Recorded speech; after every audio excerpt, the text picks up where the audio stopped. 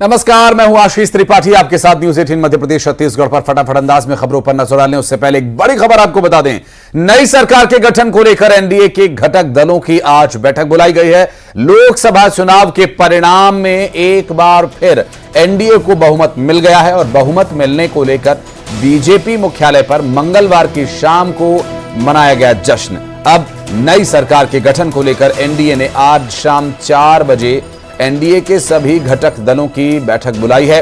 प्रधानमंत्री नरेंद्र मोदी के आवास पर एनडीए के घटक दलों की यह बैठक होनी है और एनडीए के सभी दलों के नेता बैठक में शामिल होंगे।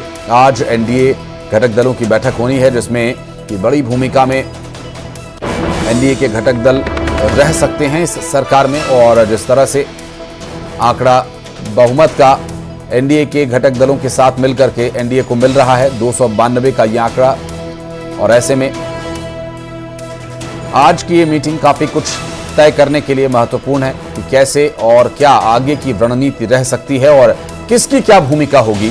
भारतीय जनता पार्टी के साथ साथ जो उनके सहयोगी दल हैं जिसमें नीतीश कुमार हो, चंद्रबाबू नायडू हो, चिराग पासवान हो और शिंदे ने शिवसेना हो या फिर अजीत पवार के एनसीपी, ये सभी पार्टियां और कुल जमा जो एनडीए के सहयोगी दल हैं उन्हें बैठक में बुलाया गया है। शाम 4 बजे ये बैठक होगी और इस बैठक में काफी कुछ तय होगा।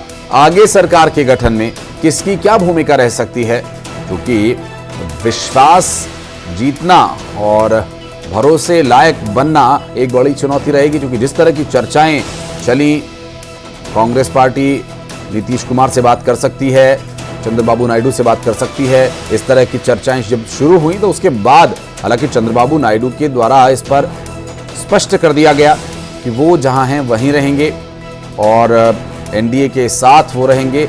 लेकिन कांग्रेस पार्टी के तरफ से प्रयास किए जाने की बात सूत्रों के हवाले से सामने आई थी कि नीतीश कुमार से बात करेंगे। हालांकि इसका एक संकेत जरूर मल्लिकार्जुन खड़गे ने भी दिया था उस प्रेस कॉन्फ्रेंस में, जिसमें उन्होंने नए सहयोगियों की बात कही थी। और अब देखना यह होगा कि ये सभी घटक दल आज की इस बैठक में क्या भूमिका पाते हैं और क्या आज ही सभी विषय तय हो जाएंगे एनडीए गठबंधन को मुहर लगाकर सरकार बनाने की ओर आगे बढ़ने में, या फिर कुछ और बैठकें हम देखेंगे। ये भी एक अहम सवाल रहेगा। और हमारे सहयोगी अनूप गुप्ता इस वक्त हमारे साथ जुड़ गए हैं। अनूप, 292 का आंकड़ा तो एनडीए ने हासिल कर लिया है, लेकिन जिस तरह की चर्चाएं बीच बीच में हमने देखी, सूत्रों के हवाले से खबर मिली कि कांग्रेस नीतीश कुमार पर डोरे डालने की कोशिश कर सकती है। इस तरह की चर्चा होने के बाद एनडीए घटक दलों की मीटिंग पर निगाह रहेगी, बहुत महत्वपूर्ण रहेगी ये मीटिंग। बिल्कुल, देखिए ये चर्चा सिर्फ इसलिए है क्योंकि किसी एक पार्टी को पूर्ण बहुमत नहीं मिली है। यही वजह ये चर्चा का जो दौर है वो गर्म है। लेकिन आपको बता दूं कि आज जो है वो बैठकों का के दौर जो है वो सुबह से शुरू होगी और देर शाम देर रात तक चलने वाली है। देखिए, सुबह ही 11:30 बजे प्रधानमंत्री नरेंद्र मोदी के आवास पर कैबिनेट की बैठक होगी जिसमें औपचारिकताएं पूरी की जाएगी। प्रधानमंत्री नरेंद्र मोदी इस्तीफा देंगे और जो औपचारिकताएं हैं फिर आगे सरकार बनाने की, और उसके बाद काउंसिल ऑफ मिनिस्टर्स की बैठक होगी और 4 बजे एनडीए की बैठक होगी जिसमें सभी जो घटक दल हैं एनडीए के, जो इस चुनाव से पहले जो एनडीए बना है उनके सभी नेता वहां मौजूद होंगे। और सूत्र बता रहे हैं कि सर्वसम्मति से नेता चुन लिए जाएंगे और सरकार बनाने का जो मार्ग है वो आगे बढ़ जाएगा। जिस तरीके से कल प्रधानमंत्री नरेंद्र मोदी ने भी ये कहा कि जो देश है उसने एनडीए को फिर से सरकार बनाने का मैंडेट दिया है, ऐसे में किसी तरीके की कोई शक नहीं रह जाती है। और आप अगर देखें तो बीजेपी सबसे बड़ी पार्टी बनकर उभरी है इस लोकसभा चुनाव में, और अगर दूसरी सबसे बड़ी पार्टी की अगर हम बात करें तो वो कांग्रेस है जो 99 सीटें उनको मिली है। तो कह सकते हैं कि बहुत बड़ा अंतर है और अभी बहुत ही एक तरह से कह सकते हैं कि एनडीए जो है वो कंफर्टेबल स्टेज पे है, बहुमत के आंकड़े से बहुत ज़्यादा है।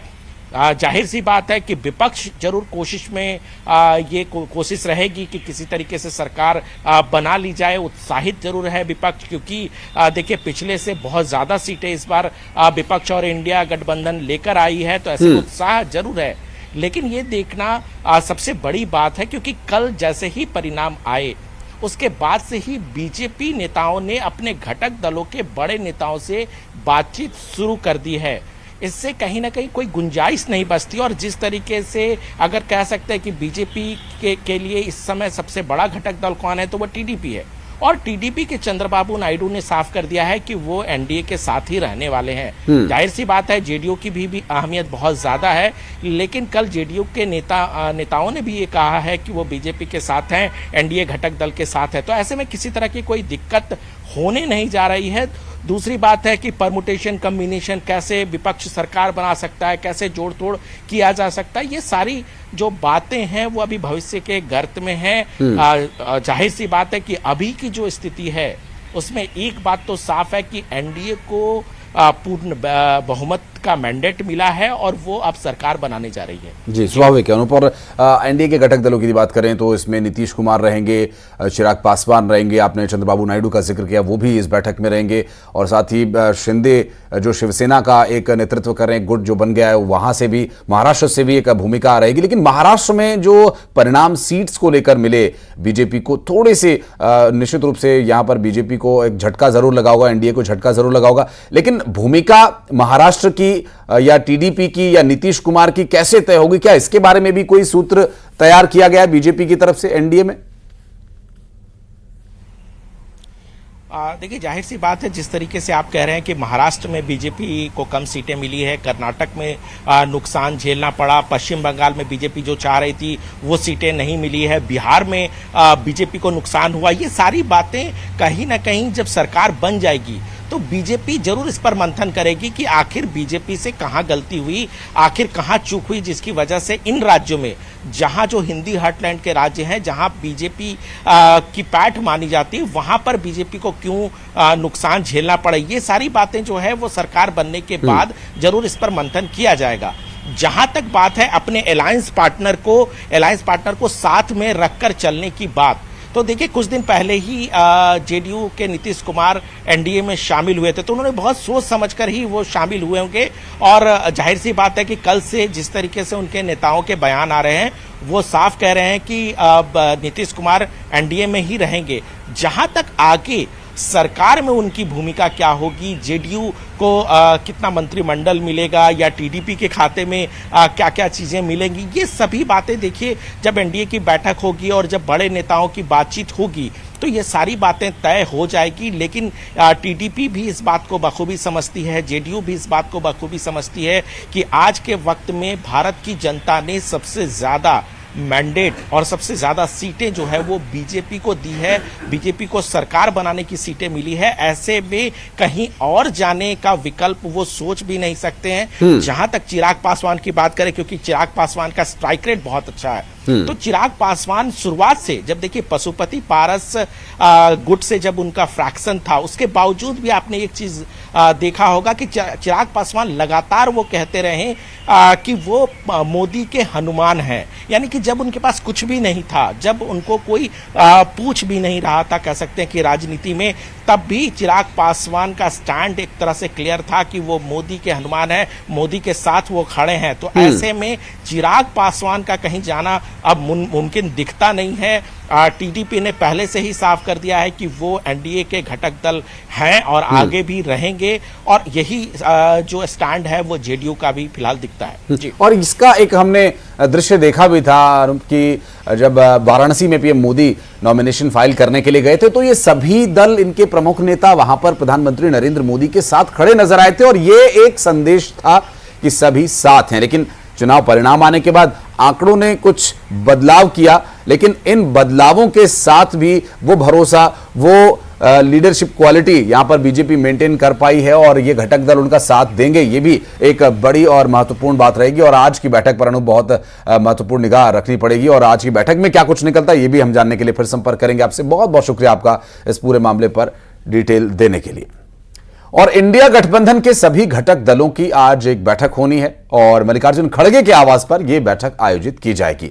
लोकसभा चुनाव के परिणाम आने के बाद कांग्रेस ने प्रेस कॉन्फ्रेंस कर जनादेश को स्वीकार किया और INDIA गठबंधन ने अपना सभी दलों को बैठक बुलाकर अब आगे की रणनीति पर मंथन करने का तय किया है। कांग्रेस पार्टी के राष्ट्रीय अध्यक्ष मल्लिकार्जुन खड़गे के आवास पर शाम 6 बजे ये बैठक होनी है और यहीं पर आगे की रणनीति तय होगी, जिसमें 6 बजे सूत्रों के हवाले से जानकारी ये मिल रही है कि INDIA गठबंधन की बैठक होगी और सभी राजनीतिक दल जो INDIA का हिस्सा हैं वो इसमें शामिल होंगे।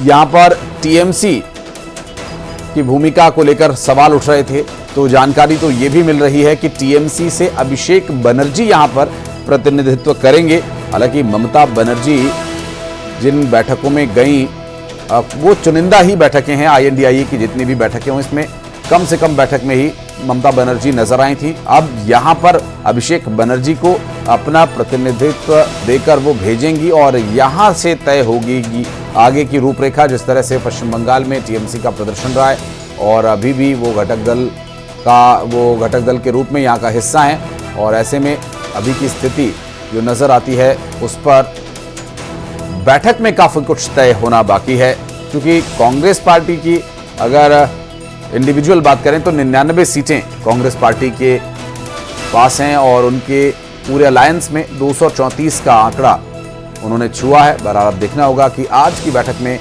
आगे की भूमिका किसकी क्या रह सकती है, ये कैसे तय होगा।